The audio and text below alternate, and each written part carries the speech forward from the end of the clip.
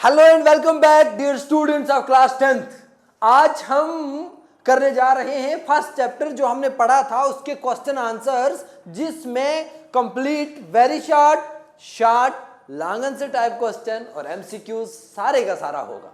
आपने सिर्फ बने रहना है इस वीडियो के एंड तक और डिफरेंस आपको खुद दिखेगा।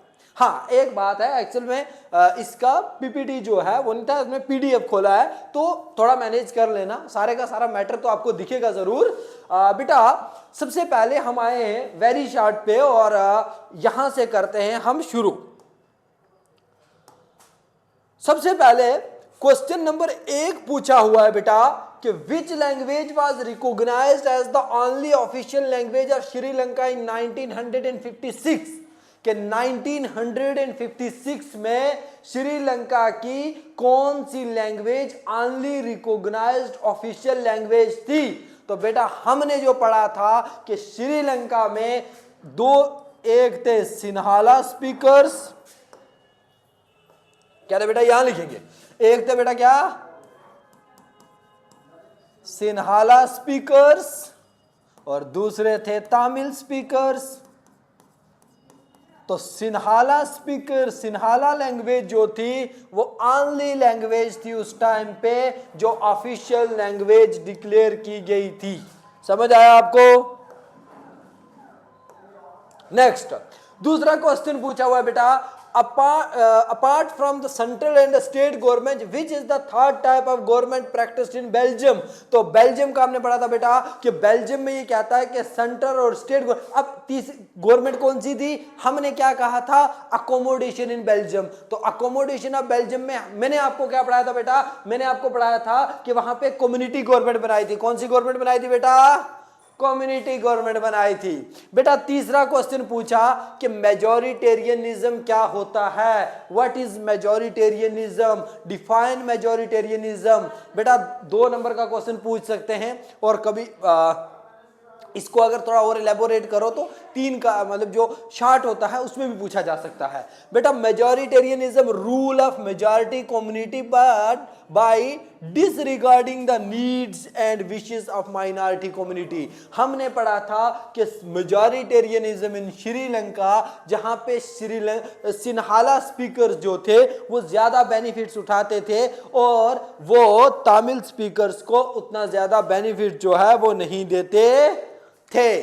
बेटा इसमें क्या है? मेजॉरिटेरियनिज्म क्या होता है?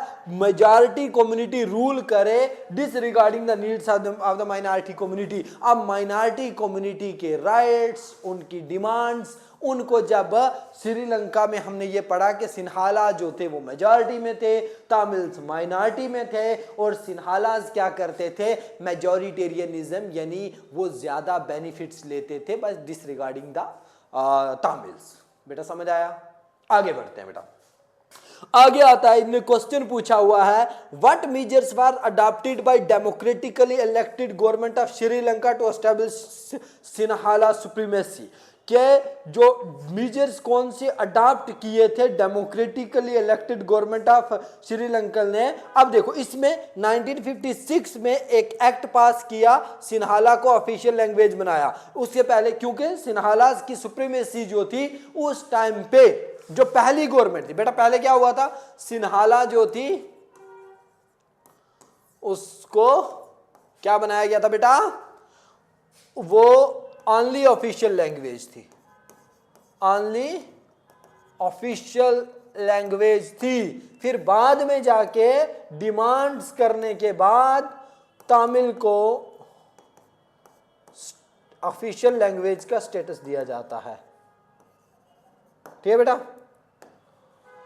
नेक्स्ट क्वेश्चन कि अच्छा ये पिछला था कि what is the language spoken by the people desire. Wallonia region में रहने वाले लोग कौन सी लैंग्वेज बोलते थे? तो हमने पढ़ा था कि 2 रीजन थे, एक का नाम था वेलोनिया रीजन और दूसरे का नाम था फ्लेमिश रीजन।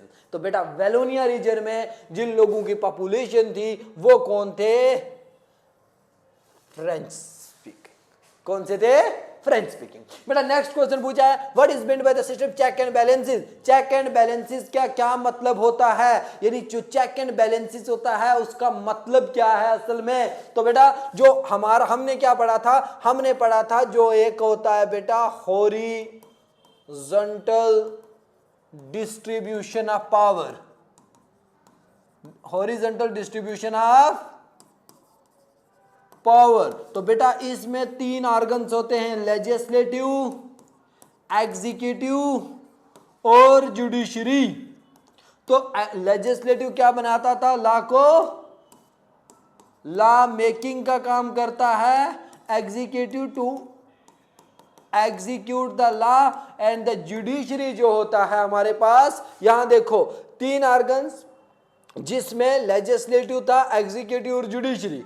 तो अब इन ऑर्गन्स का अलग अलग काम होता था और हर एक ऑर्गन के ऊपर क्या होता था, each organ check the order other. For example अगर लेजिस्लेटिव ने लॉ बनाया है तो एग्जीक्यूटिव ने देखना है whether the law is beneficial, whether क्या वो लॉ पब्लिक इंटरेस्ट में है या नहीं है, फिर ही जाके उस लॉ को पास किया जाता, एग्जीक्यूट किया जाता है। तो मान के चलिए लेजिस्लेचर ने बना भी दिया, एग्जीक्यूटिव ने एग्जीक्यूट भी कर दिया, एंड अब जो आती है ड्यूटी बेटा वो आती है किसकी, वो आती है जुडिशरी की। तो जुडिशरी ने क्या देखना है, whether the law made by the legislative and execute by the executive is constitutional और अनकॉन्स्टिट्यूशनल।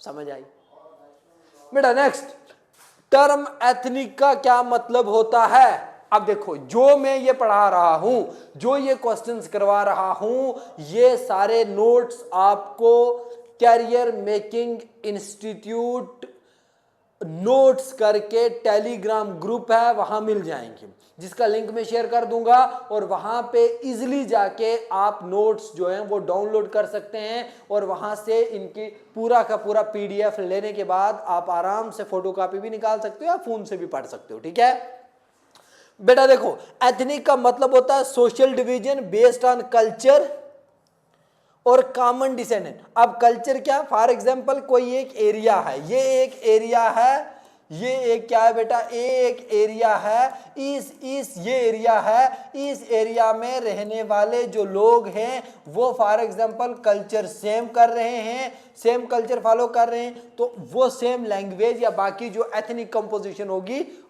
कंप्लीट, उसको हम कहेंगे उस एरिया का वो जो कल्चर और वो जो लैंग्वेज और वो बाकी सारी चीजें हैं ना, उनको मिलाकर उनका रहना सहना खाना पीना वो हम कहेंगे ethnic composition of this area. समझ आया। अब एथनिक ग्रुप में not have the same religion by the nationality. अब देखो बेटा एथनिक ग्रुप हो सकते सेम रिलीजन के नहीं भी हो सकते। फॉर एग्जांपल किसी एक एरिया में लोग रहते हैं, उनके रिलीजन में भी अलग अलग होंगे, बट हो सकता है कि उनका जो कल्चर है, उनका जो ड्रेसेस हैं, उनका जो खाने पीने की चीजें हैं वो सेम मतलब लाइक एरिया के हिसाब से हो सकती हैं। फॉर एग्जांपल एक कोई रीजन लो, उस रीजन में देखो कि उन लोगों का बहुत सारे ट्रेडिशनल चीजें एक जैसी होती हैं या फिर कल्चरली बहुत सारी चीजें कॉमन होती हैं, बट उस रिलीजन में, उस एरिया में, उस रीजन में वो लोग डिफरेंट रिलीजन से हो सकते हैं। समझ आया। नेक्स्ट है बेटा वर्टिकल पावर डिवीजन क्या होता है। वर्टिकल पावर डिवीजन होता है बेटा यहां पे आपके पास इरेज करना पड़ेगा पहले हमें ये, ठीक है बेटा। Vertical power division, vertical division of power क्या होता है, क्वेश्चन पूछा हुआ है। Vertical division of power, vertical division of power होती है बेटा ये वाली, जिसमें union government, state government, local bodies, this is vertical division of power. समझ आ गया। नेक्स्ट है बेटा जो शॉर्ट में पूछे जाते हैं वो, और ये शॉर्ट में जो क्वेश्चन पूछे गए हैं इनको हम एक छोटा लेक्चर दूसरा बनाते हैं उसमें करेंगे, ताकि आपको इजीली जो है वो आसानी से, अगर आपको 7, 8, 10 मिनट का लेक्चर होगा उसमें वेरी